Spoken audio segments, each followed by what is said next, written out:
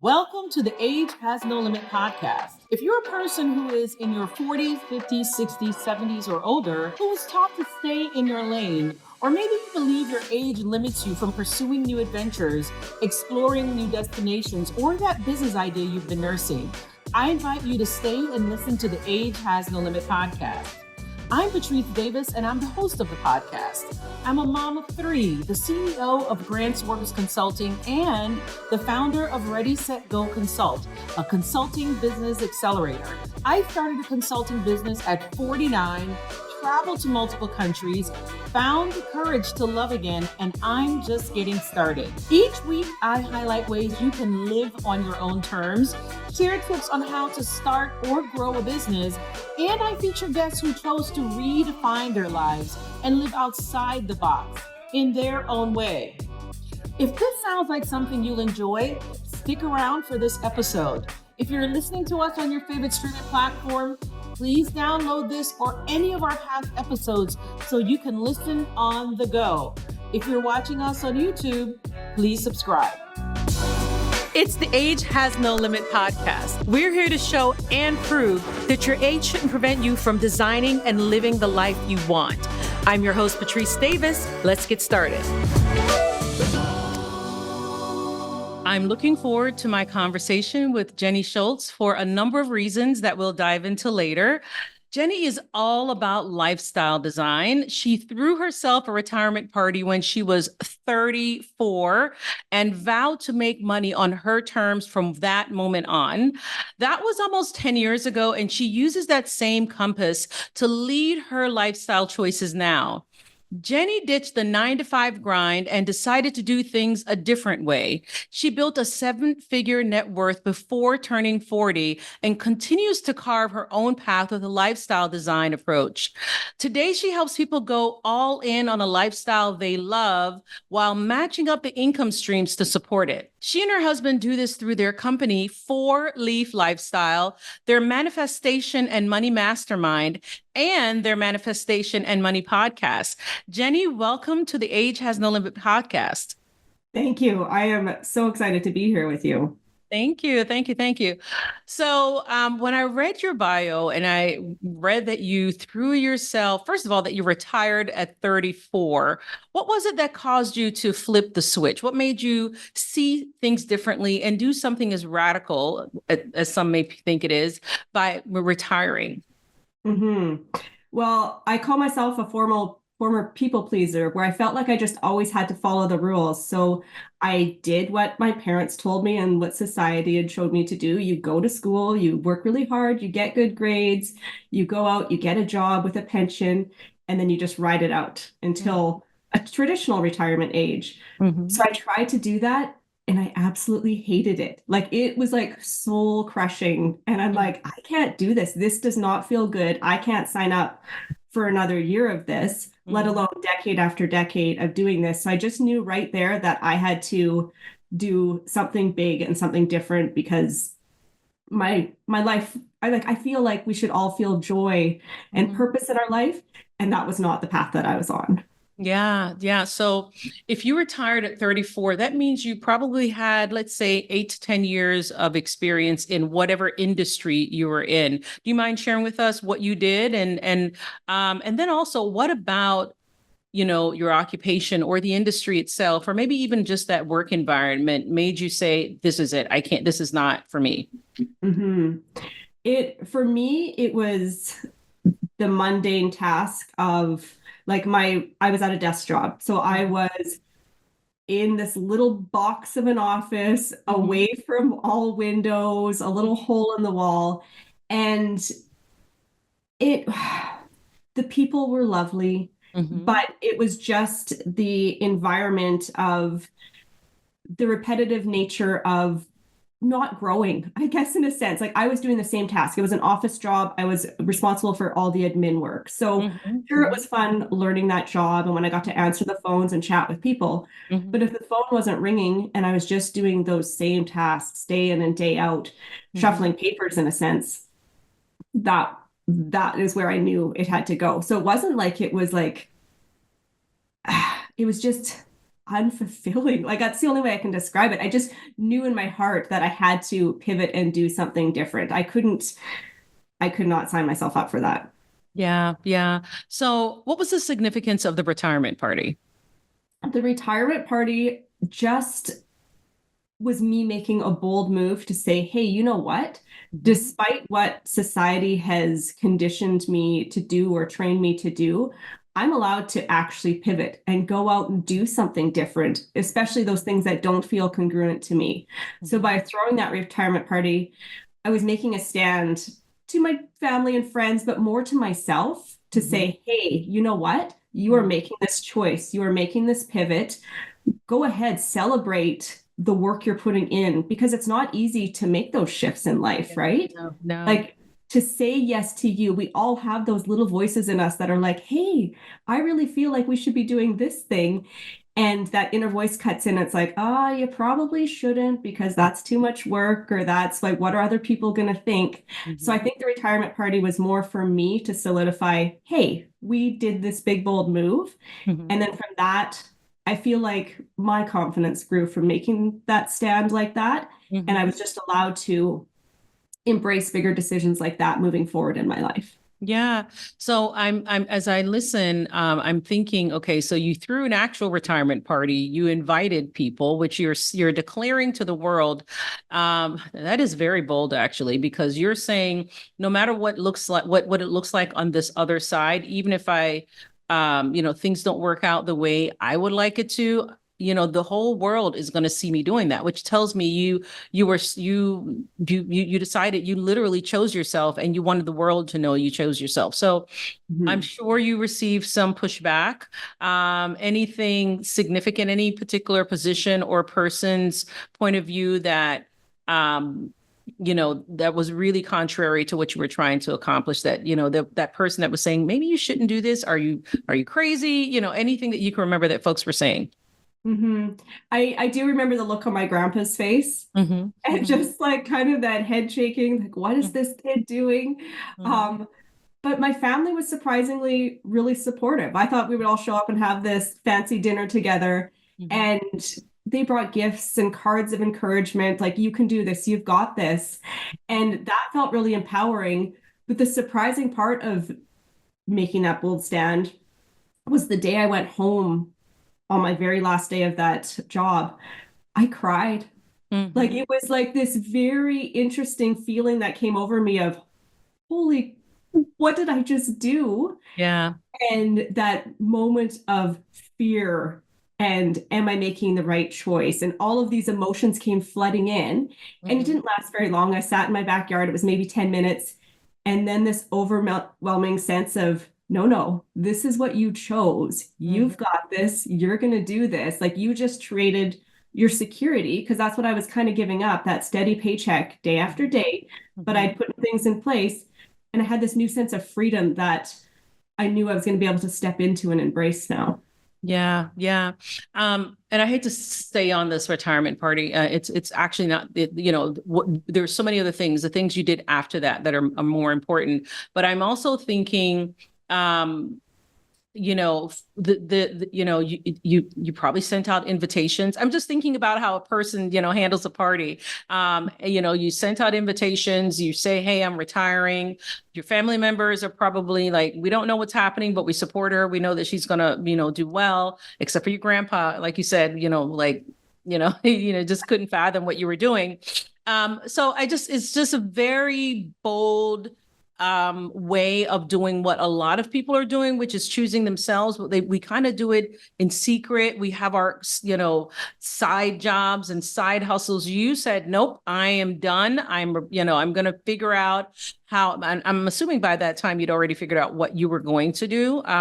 Did you by then know what you planned on doing?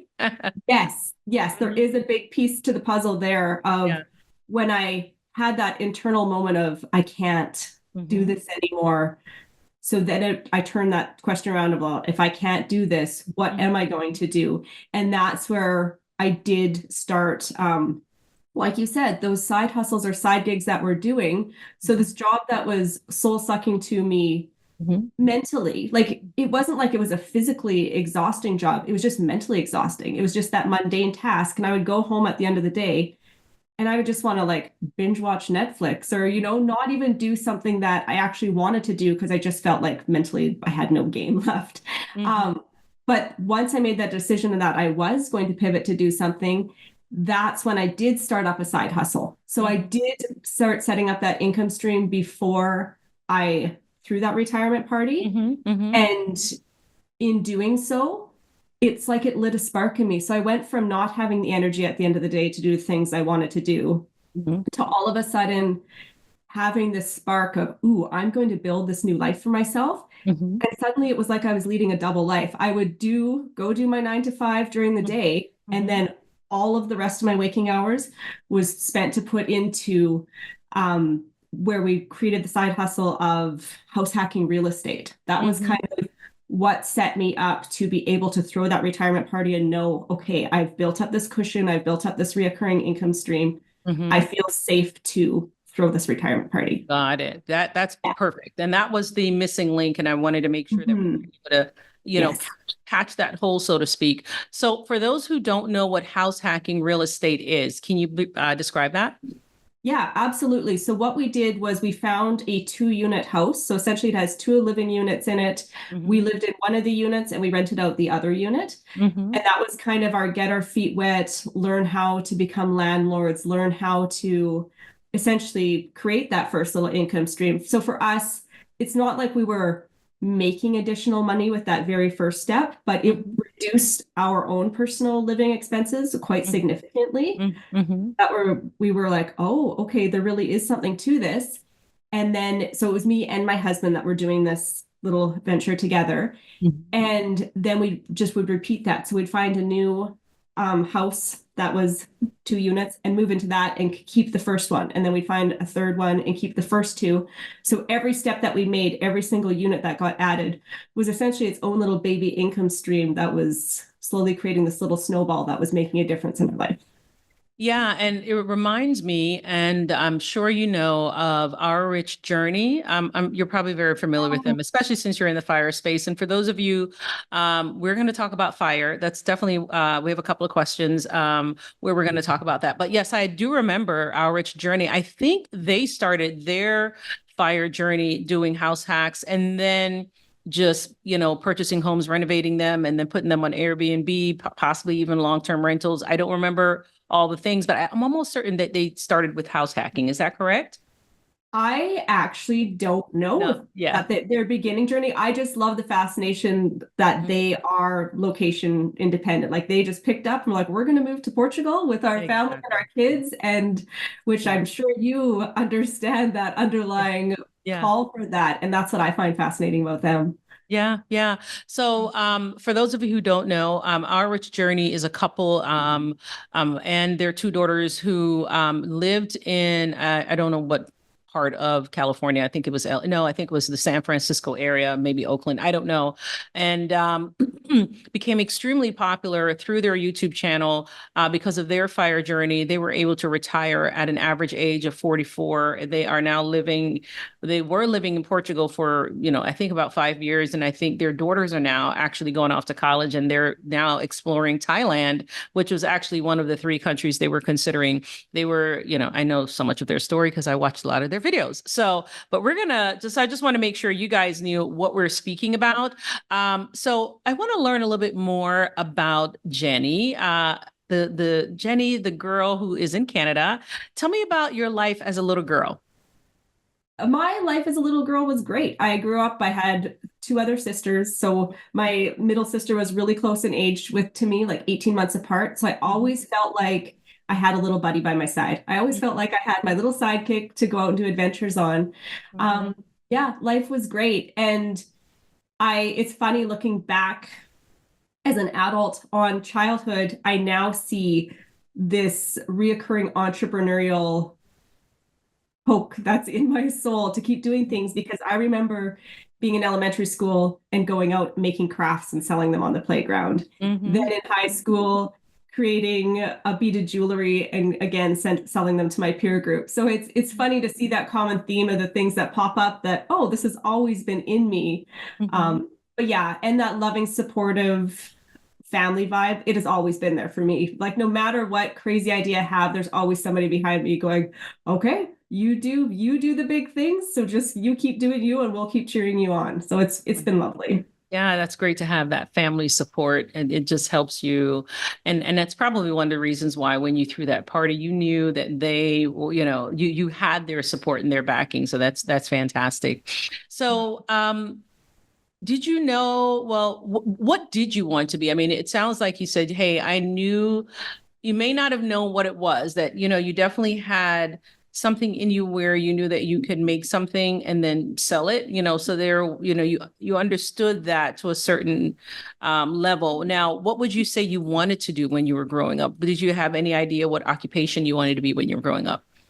You know what? When I was growing up, I wanted to be a nurse. Mm-hmm. And looking back, that's what I knew because my mom was a nurse. So Mm-hmm. I think as little kids, that's where we start forming those society expectations that we put on ourselves are also our parents. And it's not even that my parents said, you have to go become a nurse. That's just what I saw. So that's just what I thought I'd do. So I adopted that as a belief of, oh, when I grow up, I'm going to be like my mom. I'm going to become a nurse. Mm-hmm. And as me being my own individual person, I don't like blood. I Yeah.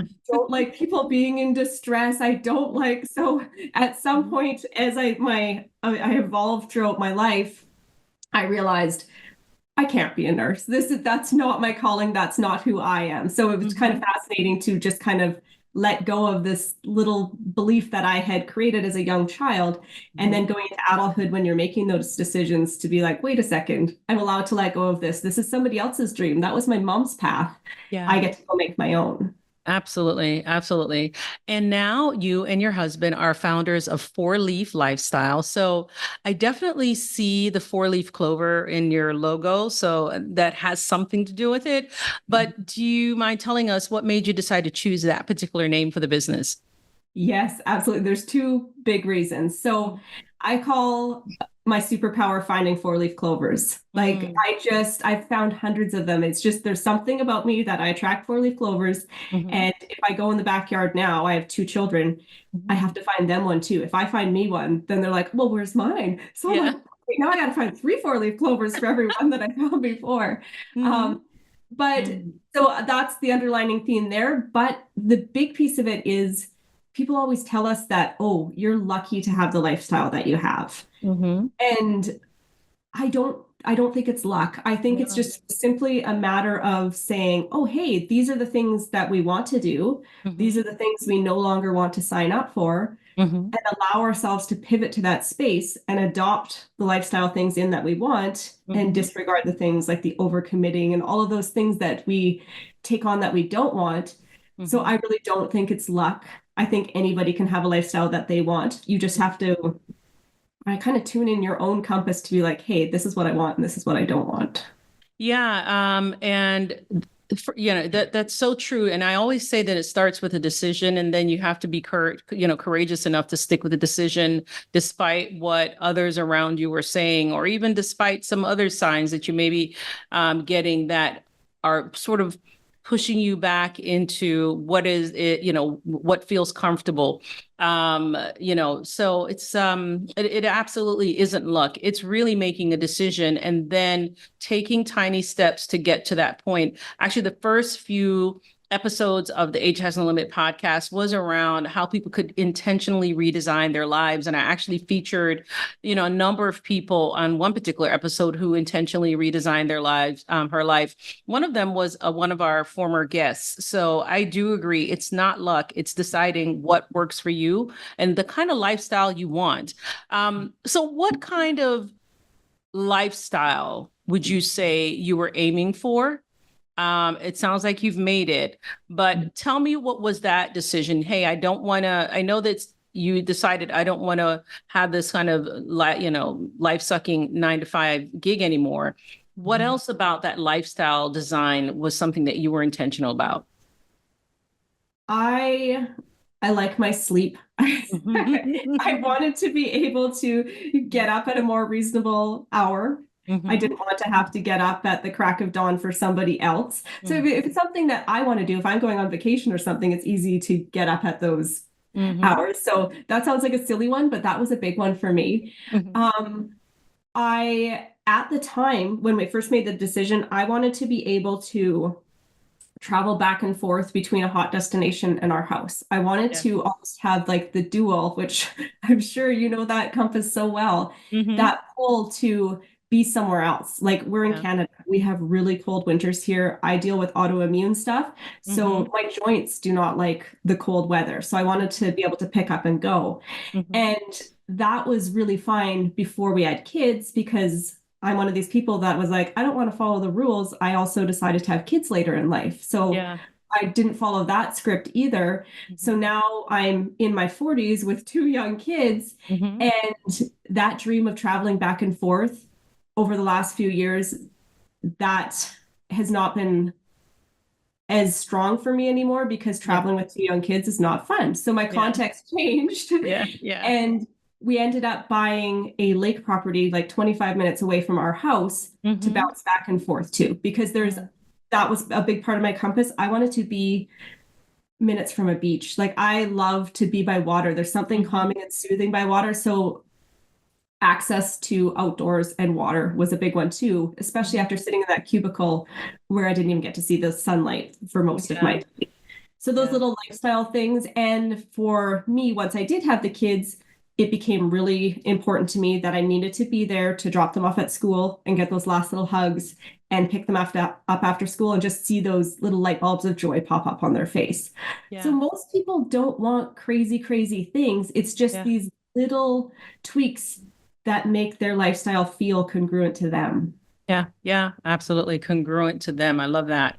Are you a consultant or coach who spends too much time trying to find the right tools or the right systems for your business? If you're like I was early in my consulting business, I spent a lot of time researching which project management tool I should use, which CRM system, which website building and hosting company, which accounting software, and what other tools are best for my business. I also spent time creating email templates and even contract templates for clients and vendors. Chances are you've either done the same or you're doing the same. My name is Patrice Davis, and I'm the CEO of a consulting firm, Grantsworth. I'm also the owner of Ready, Set, Go Consult, a consulting business accelerator. I'm also the host of the Age Has No Limit podcast. I'm here to tell you about the ultimate consultants and freelancer starter kit. The kit is a curated list of tools of the trade, templates, and other resources you'll need to run your business. It even includes the 6-figure proposal template that I've used to win 5 and 6-figure engagements. There's also a fluff-free summary of what it takes to build and grow your consulting or coaching business. Here's the thing. On average, consultants, freelancers, and other independent service providers work up to 65 hours per week. I created the kit myself because I know it can help you save time. Save time from hours of research and trial and error. It's what I would have wanted when I started my consulting business in 2020. Here's another thing. You can't grow a successful consulting business when your foundation isn't stable and when your delivery and systems are chaotic and outdated. Click the link below to learn more about the starter kit or visit readysetgoconsult.com/starter kit. You'll be happy you did. As a reminder, if you're listening to us on your favorite streaming platform, download this and any of our past episodes so you can listen on the go. If you're watching us on YouTube, don't forget to subscribe. Now back to the podcast.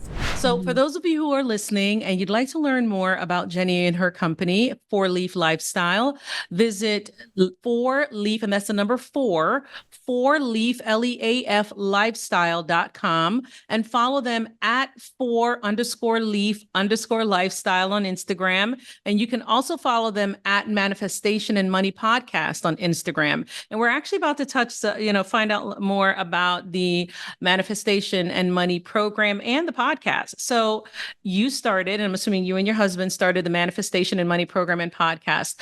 Tell us about the program who are the types of people in the program or who benefit the most. So I'm all ears. We really love helping entrepreneurial parents. And I think that's just because that's who we are. Mm-hmm. And it's just creating that safe space for them to come in and really dream big. Like a question that I have on my office wall now that I always ask our clients is, what if success is our only option? So what if you could create that lifestyle that you wanted without worrying about what your mom thinks, so without worrying what your kids or cousins are going to think, without having these limitations. So just we create a safe container for them, both in group settings, because I find the group settings, it allows people to explore the world of possibility bigger. If, oh, this person over here, we share our visions with each other of what we want those lifestyles to be. And essentially, our goal is to start coming up with real world practices to shift to the lifestyle that they do want.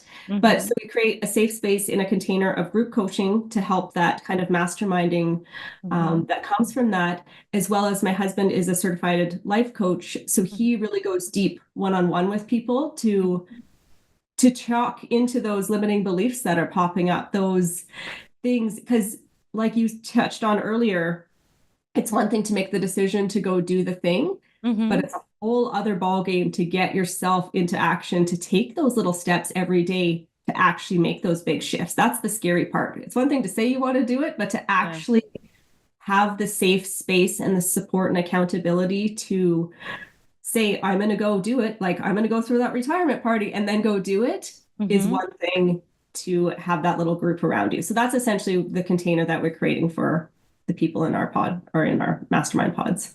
Well, it's so interesting. I say interesting a lot. We have to find some other word. I always, but I do find it intriguing because there are people that, they hear the word mastermind thrown around. There is a company called Mastermind, of course, and then we've heard the word mastermind thrown around quite a bit, especially, if you're familiar with coaching and group coaching in that sphere. And I have to say, I've been in 2 masterminds, and it is absolutely life-changing if you find yourself in. First of all, you have to be very selective about the mastermind. I've been in 2, I'm in 1 now, and so I'm actually my second. And so for those of you who are listening and maybe, dubious about the impact, power of being in a mastermind, especially in a mastermind where you're given the opportunity, it sounds like through Jenni's program, to think big, to not just think big, but like, I love that idea where they get to think, okay, what is success is the only option, which is a great, way to couch that. And then everyone gets to hold each other accountable and, feed off each other and learn from each other and get inspired from each other about how to meet whatever their own individual lifestyle redesign goal is, and some of the other things that they may be trying to accomplish, or that you may be encouraging them to, make a reality in their lives. So highly recommend masterminds. Be selective. Hey, maybe even consider Jenni and her husband's Manifestation and Money Mastermind. So do you have an example of one of your program participants whose lifestyle change was the most dramatic? I honestly think that the most dramatic changes are sometimes the simplest. Like, it's the dramatic changes are the changes that the client has that aha moment and realizes that they have the power to change. Like, they have the power to quit that job, even though they went to all the schooling. So many people are just stuck at those jobs. I see it pod after pod. They're in the job that they absolutely detest. They're literally getting depressed. They're physically getting sick from the job, yet they put out the money to do the schooling, so they can't justify changing it. Once they realize that, okay, maybe that wasn't the right choice for me, and allow themselves the chance to pivot and explore what other job option would be good for them. That is one that the amount of the health that comes back from that, the mindset that comes back from that. But it's just all those little things, like those little aha moments. Oh, I can get healthier by changing what I eat. I can change who I hang out with. Yes, you can change the job. Yes, you can change countries if you want to, It's those little moments where you just have that complete aha and give yourself permission to make that change. Or maybe it's even just that first aha of give yourself the permission to see what options you have. I guess that would be the first piece there, to really know that, oh, I do have options. As a human being, I get to choose something different moving forward from this point. Those are just get me so excited every time. And, I had not thought ever about people being unwilling to change. Number one, yes, we always, a lot of times we think about, well, it's mindset, it's fear, but I'd never thought about the very simple fact that many people spent a lot of money to pursue the occupations that they now find themselves in that they absolutely detest.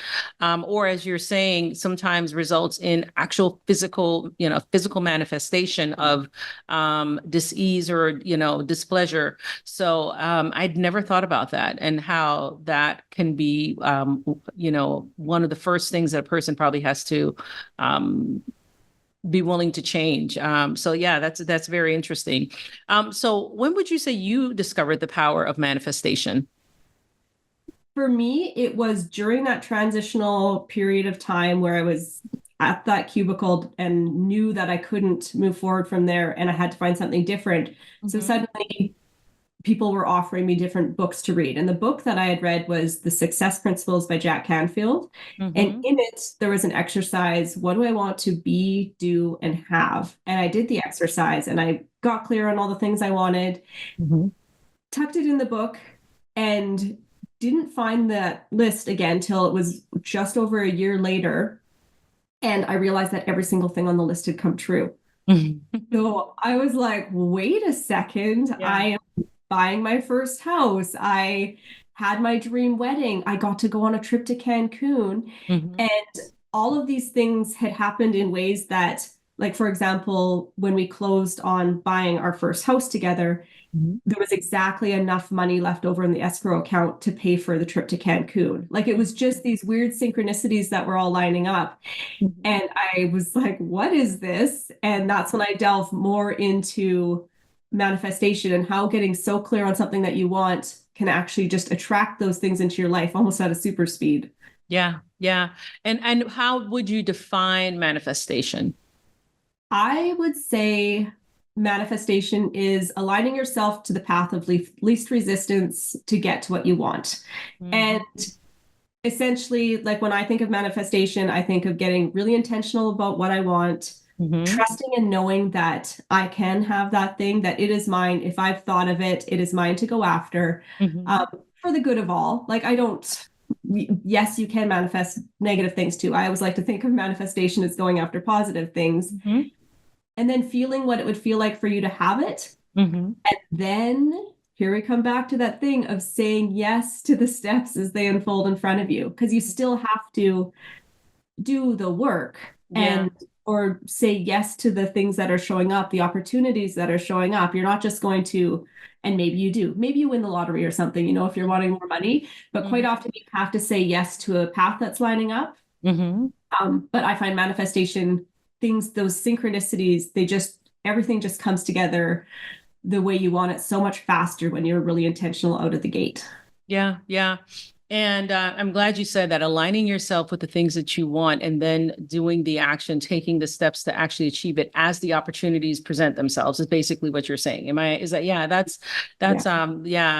because it's one of those words, mindset, manifestation, they're just, it's one abundance. A lot of the words, buzzwords that have kind of sprung up ever since the pandemic, when people had time to really, sit and think about what it is that they want in their lives.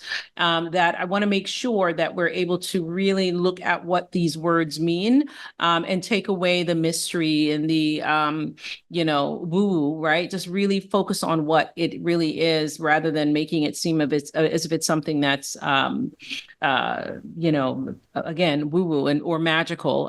So now one of the things I I remember that you wrote is that you don't want to be put in a box. So can you describe the box you want to avoid? Yeah, the box is essentially just that feeling that you're being limited, and whether that's through other people's expectations, and oftentimes it's our own box that we've put on ourselves. So we've adopted, like I said, I thought I was going to be a nurse as a kid. That was my reality. That's my career I was going to be. And then once I was able to get out of that box, I was like, wait a minute, I can choose all these things. So boxes are just those limiting spaces, those limiting thought patterns that we get ourselves into.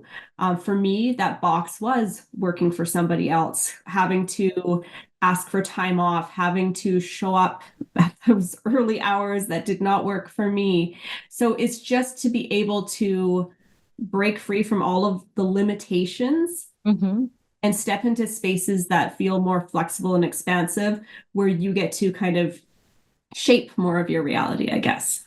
Yeah. Yeah. And for those of you who may not know, the very first episode of the Age Has No Limit podcast is titled How I Unboxed Myself. And it was about my unboxing process. I call it an unboxing process. I do realize some of the box I stepped into, some of the boxes were created for me. And so I completely understand where Jenni's coming from, just the feeling of limitation. And then, I think also I really, the idea that you kind of walk into the box a little and then you realize you're almost, even for me, I felt even more compelled to break out of whatever it is that I felt trapped in, that box I felt trapped in. So I definitely understand where you're coming from. Now you are, though, a part of the FIRE movement. Tell me, well, first of all, let's describe it for everyone. I know what it is, again, having watched our rich journey for a long time, but tell us what FIRE is and when you started your FIRE process. So FIRE is Financial Independence, Retire Early. So that is the path that Chris and I took by setting ourselves up with the house hacking real estate. So that happened alongside that decision that I knew that I just couldn't go work for somebody else. And so really digging into the FIRE movement over the last year, I've actually come across a new coin term that I feel like resonates so much more strongly with who I am and not that put into a box type mentality. And that is the word FILE. So FILE. So that's financial independence, live early. So I love that. Yeah. Once I heard that, I'm like, oh, that is the space that I feel is so much more expansive, because I see people in the FIRE movement that are getting the 2-3 jobs. They're grinding it out. They're not having time to spend with their loved ones and friends. They're waiting for that early retirement date so then they can go out and start living. And they're losing so much right now because of kind of that almost like frugal, not scarcity, but they're just in the waiting for someday mentality instead of living now too. So the financial independence, live early. How can you be setting yourself up for, sure, striving for early retirement is great, but adding in those pieces of your lifestyle that you want now, like move to the place you want to move to, go start up the hobbies that you want to do. Don't just be waiting for, I'm going to retire, then I'm going to do the things, because so many people that are working so hard get to that point and they don't know how to have fun. They don't know how to relax. Like, how many people do you hear of that grind it out and literally pass away a year into retirement because their bodies are just conditioned to work every single day? So yes, the FIRE movement, I love setting people up financially so that they don't have the worry of money. But I think finding that way to blend work and play together just feels like such a beautiful way to look at life. Yeah. And I'm glad you brought that up. I hadn't heard of that. And I'm glad someone decided to, kind of reposition that word in that movement by coming up with the financial independence, live early approach. Because what it sounds like to me, for the people, and I did not know this about the FIRE movement, is for those of you who aren't aware, financial independence, retire early, the people that follow that movement, what they do is they find ways to, rapidly increase the income that they, their income sources. They diversify sources of income. They're trying to reach a certain number by a certain age, so that once they reach that number, they're able to live off of the interest. Not just the interest, but basically, is it the interest? They've reached a certain savings amount, and it's typically a 7-figure amount, so that they're basically able to live off of the interest and or dividends. Am I correct? Of whatever they may have saved and then invested. And so that's how they're able to retire. They're able to retire because they are going to be living off of the interest and dividends of their investments. So, but it sounds like what you're saying is some people are really accelerating the existing lifestyle, because many of us have been taught that you work and then you retire at 60, whatever, or 55 or whatever it is. It sounds like what they're doing is they're accelerating it by working so hard and grinding it out so that they can eventually retire. And as you're saying, it almost isn't, it almost goes against what they're trying to achieve, because they're really kind of, concentrating that work and that effort into reaching that point. And then, like you said, maybe by the time they get to retire early at 40, whatever it is, they don't know, what to do. But I am familiar with people who follow the FIRE movement that are like, okay, now that we're retired, what do we do? And that tells me there wasn't that deeper evaluation of what they want out of life, right? Yeah, you hit the nail on the head. Yeah. Yeah. They were trying to get that money. They were trying to reach that FIRE amount, but they really hadn't thought about, now that we have that, what do we really want to do? Do we want to travel? Do we want to start a business where, we just enjoy it? Maybe it's a cupcake shop, and, whatever it is, they just hadn't given that the thought, but it's very interesting. So what have been your, quote, retirement experiences recently, especially when we focus on the retire early part of the FIRE acronym? What have been some of your best retirement experiences or live early experiences? I think the best experiences have been, like I said, it's the little things of pick the kids up from school and be able to drop them off. But I think the best experience has been buying that lake property. And just having that so close to home, we can literally pop out and have lunch at the lake, or we can pop out, the kids get an extra day off school, let's head to the lake.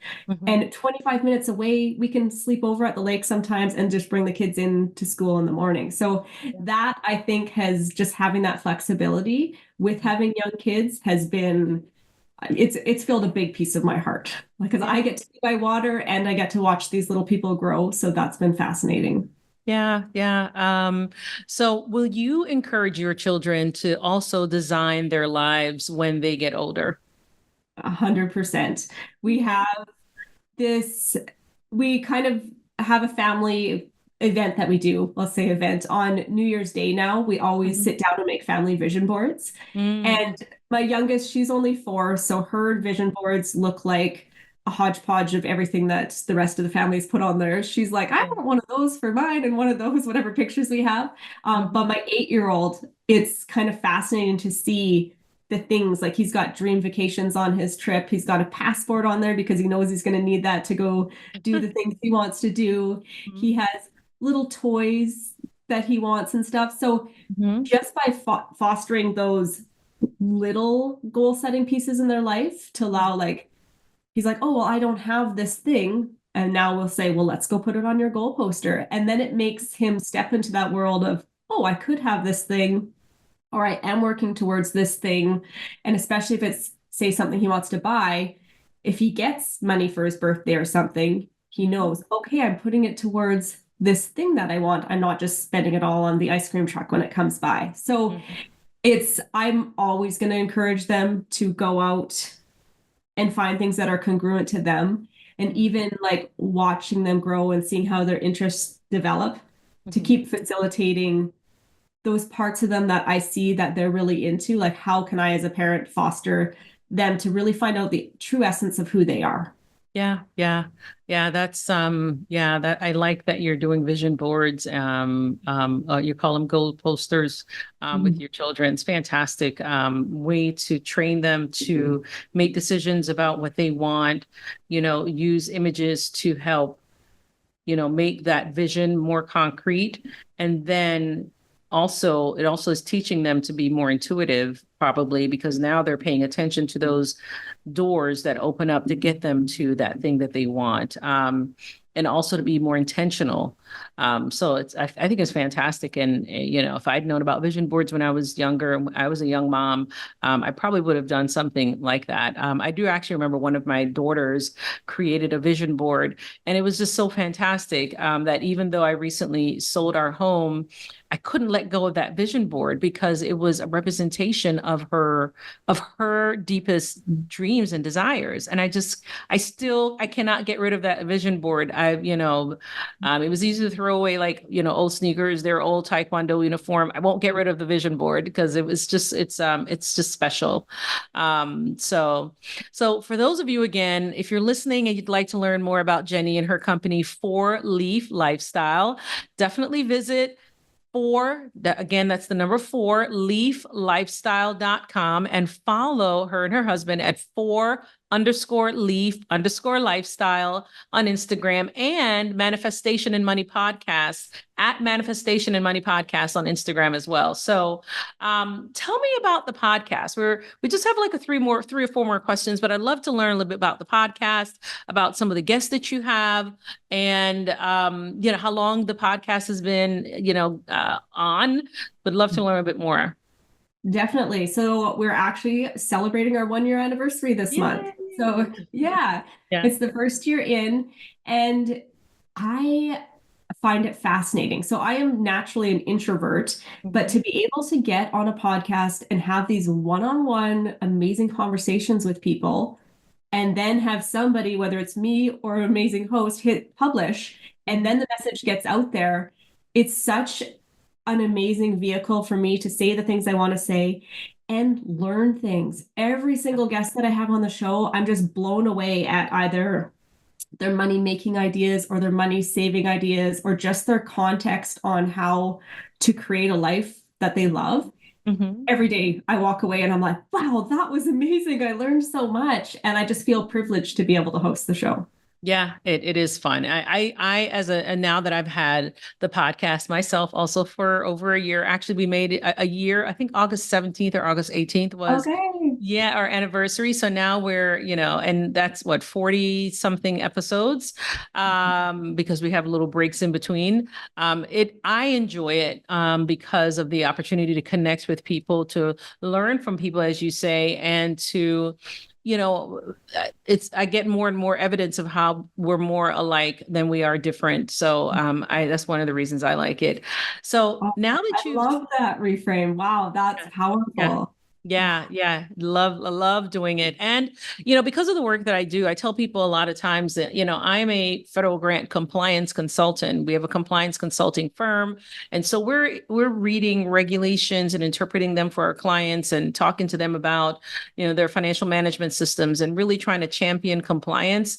And that's what I do 99% of the time. So my ability to take a break and meet with people like Jenni and learn from her is absolutely wonderful. It reminds me that I'm human, and I'm not just like this, regulation, regurgitating person.